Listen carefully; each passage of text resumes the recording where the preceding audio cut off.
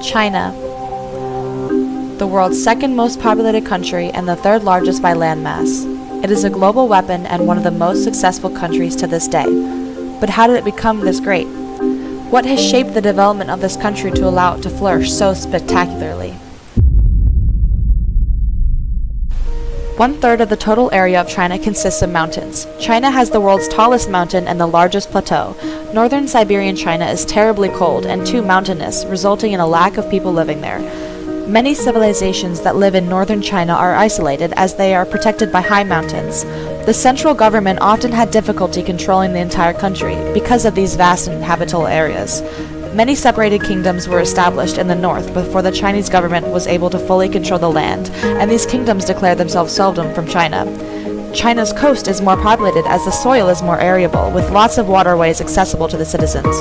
Major cities in China are on the coast, and the rural environment houses close to 60% of the population, largely following the Yangtze River. The Yangtze River offers arable land for farming, fresh water, and transport for people and materials.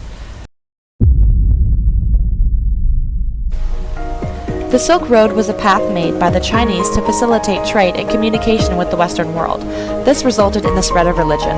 Indian monks would travel on the road, introducing Buddhism and its teachings to Chinese merchants. During the Tang dynasty from the years 618 to 907 CE, many emperors made advancements on ways to promote Buddhism across the country, which helped the religion spread across China. After the spread of Buddhism, there was a temporary unity across the land. This allowed the empire to make advancements in architecture by influencing their style of pagodas, cave shrines, and temples.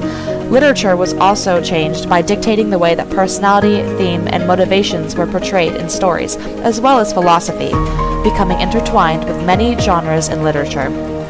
Buddhist beliefs combined with those of Taoist and Confucian beliefs, which would later be the core of ancient China's government, community, and society.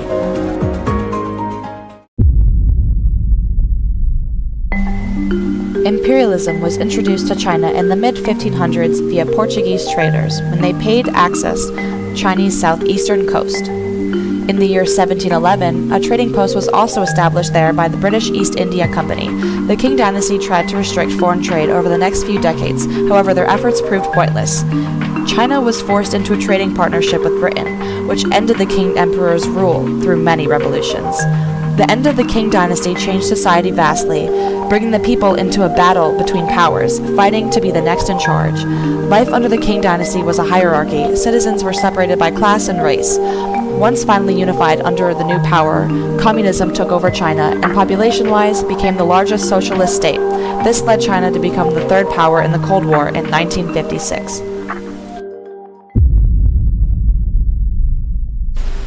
China has had major revolutions in the 20th century. The first took place in 1911, where the goal was to overthrow the Qing dynasty, which had been in power in China for almost 300 years. After the success of the revolution through international pressures from other countries and internal corruption within the empire, Mao Zedong and the Chinese Communist Party rose to power. They implemented a Leninist political system which advocates for dictatorship, led by a revolutionary vanguard party. This transitioned China into a planned economy, which introduced market reforms. By introducing market reforms, it opened up foreign trade and investment, liberalized prices, and allowed private ownership of property. The revolution also brought many social reforms in China, and national capitalism developed a class foundation. The people of China deemed the monarchy to be evil, and there was no longer an emphasis on restoring feudalism in China. CCP seeks total control over the Chinese citizens, meaning they have economic control, physical control, political control, and thought control. By putting ideas in the citizens' head using propaganda, they ensure that their power will be the only power forever. Today, many Chinese citizens still believe that communism is the best thing for their country, with the CCP having over 99 million members, making it the world's second largest political party. Taking a step back and looking through everything we have learned about China so far, it is clear that geography has shaped the basis of communities, religion brought culture, unity, and new forms of expression, imperialism ignited conflicts, wars, and offered new ideas for governmental developments. Revolution paved the path to reform and perfect the fundamental ideas that make up the country, together, all advancing the development of the People's Republic of China to how we see it today. Thank you so much for watching the documentary of history of countries with Gwen Zip. I hope you liked learning about China, and watch the next episode. It'll be on Netflix in 3 weeks.